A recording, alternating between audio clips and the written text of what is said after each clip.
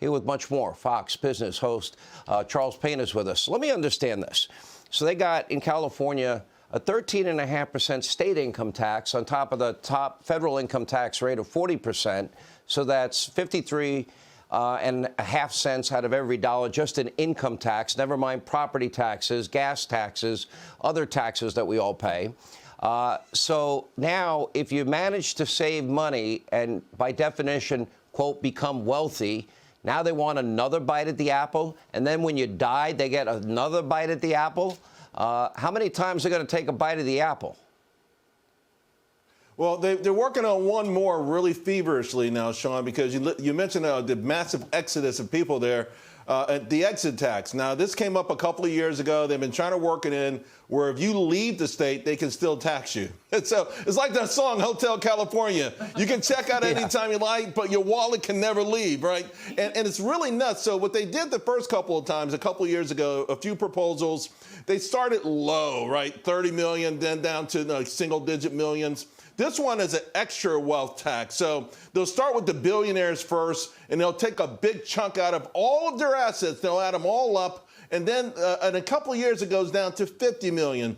You and I have seen this movie before. At some point, it would go from 50 million to 20 million to 10 million to 1 million to $400,000. You cannot leave the state. So you can't afford your electric vehicle. So you can't afford a mortgage. So you can't afford all the taxes you just laid out. Too bad. You shouldn't have been here. Now, here's the rub. What do they say justifies this? Well, California wants to recoup some of the money that it's invested in businesses and individuals. You know that old canard, we used to hear it a lot from President Obama, we heard it a lot from Elizabeth Warren, that if you walk on the sidewalk, somehow the state is partly responsible for your success. Forget about the taxes we pay every day. Forget about the blood, sweat, and tears. Forget about the savings and the sacrifice. The fact that you live in California means that you owe California, and how dare you attempt to leave? Let me ask you, in the early years of my adult life, the many years, and there were a lot of them, where I was living paycheck to paycheck, I never looked at anybody else and thought they should be paying for anything that I own or have in life in any way. Have we grown a portion of this society that feels that entitled, that they want to empower and embolden their government to take from this group of people and redistribute it to that group of people? In other words, have enough Americans now bought into this redistribution, capitalism, socialism model? Is that now a prevalent point of view? Have I missed the boat on this? I don't think we're there yet. But I got to tell you, President Biden gave it his best shot last year. Earned income tax credits for couples making $300,000. You know, they took the groundswell and they took it up a few notches. Government handing you money, paying you more money not to work than you would have made working. And of course, with society, with children, with kids in school, they're trying to drive home this message. There's something, I would say, innate. There's something about the ethos of this nation, raising yourself up by the bootstraps, that's still in our core. They haven't been able to unwind it, but I tell you what, they have done a really good job. They've chipped away at it, this entitlement notion and this fairness notion. It goes hand in hand, and that somehow if someone's got a lot more money than you do, something nefarious is afoot, and the government will make it right. They'll take a big chunk from them, keep most for themselves, and give you a few crumbs.